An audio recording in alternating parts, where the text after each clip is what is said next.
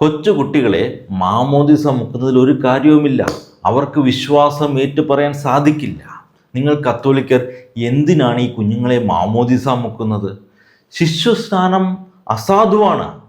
പക്ഷേ നമ്മൾ ബൈബിളിലേക്ക് നോക്കുമ്പോൾ ലിദിയ കുടുംബസമേതം ജ്ഞാനസ്നാനം സ്വീകരിക്കുന്നത് നമുക്ക് കാണാൻ സാധിക്കും. അപ്പസ്തോല പ്രവൃത്തികൾ 16:15. കർത്താവായ യേശുവിൽ വിശ്വസിക്കുക, നീയും നിന്റെ കുടുംബവും രക്ഷ പ്രാപിക്കും എന്നാണ് അപ്പസ്തോല പ്രവൃത്തികൾ 16:31 പറയുന്നത്. അതിനുശേഷം ജയിലധികാരിയും കുടുംബസമേതം തന്നെയാണ് ജ്ഞാനസ്നാനം സ്വീകരിക്കുന്നത്. അപ്പസ്തോല പ്രവൃത്തികൾ 16:33. അങ്ങനെ കുടുംബസമേതം ജ്ഞാനസ്നാനം സ്വീകരിക്കുന്ന കുറേ ആൾക്കാരെ നമുക്ക് ബൈബിളിൽ കാണാൻ സാധിക്കും.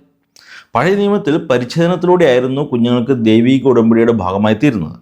കൊളോസ്യർക്കുള്ള ലേഖനത്തിൽ പൗലോസ് പറയുന്നത് മാമോദിസ എന്നത് ക്രിസ്തീയമായ പരിച്ഛേദനമാണെന്നാണ്.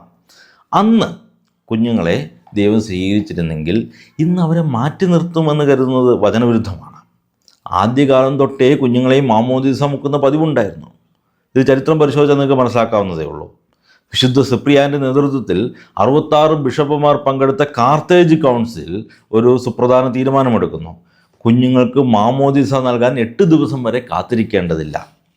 അഭിപ്രായ വ്യത്യാസം ഉണ്ടായിരുന്നത് കുഞ്ഞുങ്ങളെ മാമോദിസ മുക്കണോ വേണ്ടയോ എന്നായിരുന്നില്ല, 8 ദിവസം വരെ കാത്തിരിക്കണോ വേണ്ടയോ എന്നുള്ളത് മാത്രമായിരുന്നു അഭിപ്രായ വ്യത്യാസം.